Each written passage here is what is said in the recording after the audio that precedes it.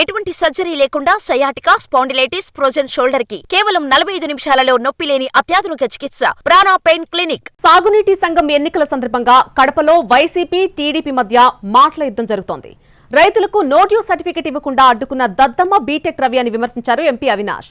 YCP నేతలే దద్దమ్మలంటూ counter ఇచ్చారు BTech Ravi. రైతులు వచ్చి స్వయంగా ఓట్లు వేస్తే మీ బండారం బయటపడుతుంది కాబట్టి భయంతో, చేతగానితనంతో వైఎస్ఆర్ కాంగ్రెస్ పార్టీ మద్దతుదారులకు, రైతులకు నో డ్యూ సర్టిఫికేట్ అందించకుండా వాళ్ళు ఎలక్షన్లో కంటెస్ట్ చేయకుండా అడ్డుకున్న దద్దమ్మవు నువ్వు ఈరోజు వచ్చి మాట్లాడుతూ ఉన్నావు. మొహం అద్దంలో చూసుకో ఒకసారి.